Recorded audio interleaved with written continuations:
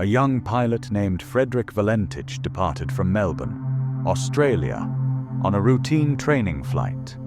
He was 20 years old, with 150 hours of flight time. His destination was King Island, a small body of land in the Bass Strait. His aircraft was a simple, single-engined Cessna 182. He never arrived. But unlike so many who vanish into the sea or sky, Frederick Valentich did not disappear silently. For the last 6 minutes of his flight, he was in constant contact with air traffic control, describing a bizarre and terrifying encounter. His final words, and the sounds that followed, have become one of the most compelling and disturbing pieces of evidence in the history of aviation mysteries.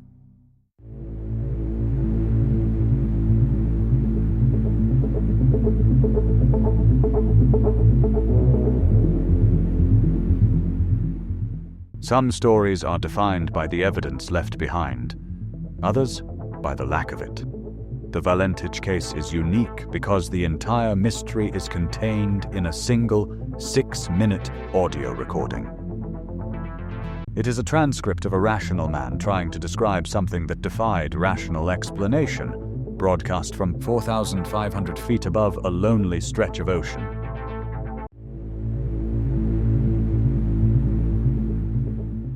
The evening was clear. The flight was proceeding normally. At 7:06 p.m., Valentich radioed Melbourne's air traffic controller, Steve Roby, and asked a simple question. "Jack, was there any other known traffic below 5,000 feet in his area?" Roby replied, "Negative. No known traffic." It seems to be a large aircraft. I can't identify it. Roger, can you describe the aircraft? It's got 4 bright lights that appear to be landing lights. It has just passed over me, at least 1,000 feet above. It's moving so fast I can't identify it. Over the next few minutes, the conversation grew stranger. Valentich described the object as long and metallic, shining in the evening light. He reported that it was orbiting him. He was not a panicky pilot. His voice was that of a professional, confused but trying to document what he was seeing. He told Roby he was going to try and get a better look.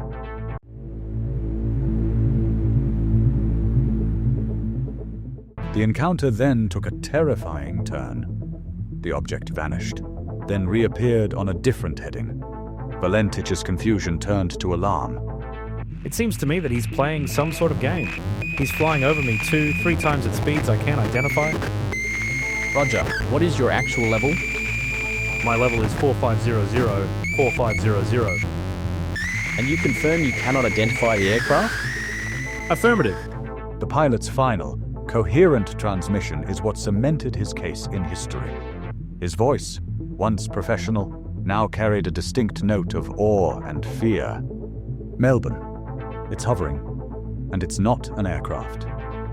What followed was 17 seconds of open microphone. Not silence, not static. The official report described it as a series of harsh, metallic, scraping sounds. Then, an abrupt cut. The line went dead.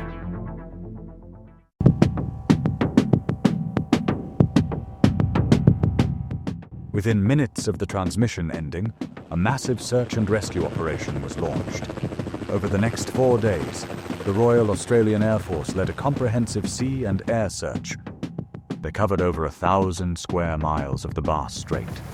They were looking for any sign, a piece of the fuselage, a seat cushion, the telltale rainbow shimmer of an oil slick on the water. They found nothing. Not a single piece of wreckage from the Cessna 122L has ever been recovered. It was as if the plane and its pilot had been plucked from the sky. The Department of Transport investigation was left with only the audio transcript and the unsettling absence of a crash site. Their official report stated the disappearance was presumed fatal. The reason, they concluded, could not be determined.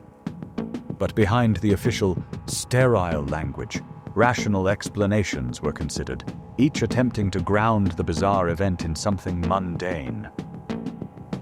The most popular theory is that of pilot disorientation.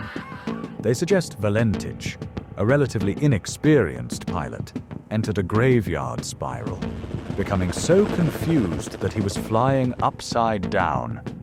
In this state, the 4 bright lights he saw were merely the reflections of his own landing lights on the calm surface of the ocean. But this theory struggles to account for the details in the transcript. Valentich repeatedly confirmed his altitude of 4,500 feet, an impossible height to see one's own reflection. He described the object as passing over him, and most critically, he reported that his engine was failing, a mechanical problem that has no connection to a pilot's spatial awareness. Another theory suggests the entire event was a hoax, that Valentich, for reasons unknown, simply flew to a predetermined location and started a new life. Yet, his family and friends described him as a happy, stable young man. He was in a good relationship and had no known problems that would motivate such an elaborate deception. Finally, investigators considered every known type of conventional aircraft. Could it have been a helicopter? Or perhaps a top-secret military drone? A helicopter would not have been capable of the speeds Valentich described, and the metallic, scraping sound is inconsistent with any known form of engine failure or mid-air collision. The sound remains as unidentifiable as the object itself. Every rational explanation, when held against the evidence of the transcript, seems to crumble.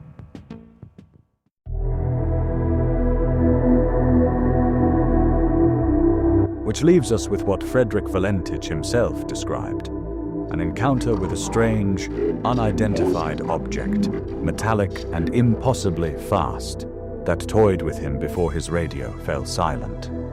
In the aftermath, his father revealed a crucial piece of psychological context. Frederick was a firm believer in UFOs. He had studied them and had expressed a genuine fear of being attacked by one while flying. This detail is a double-edged sword. To a skeptic, it suggests he was predisposed to misidentify a conventional object, like the planet Venus or a meteor, and his mind filled in the rest. To a believer, it suggests he was one of the few pilots who, when confronted with the unbelievable, was uniquely prepared to recognize it for what it was.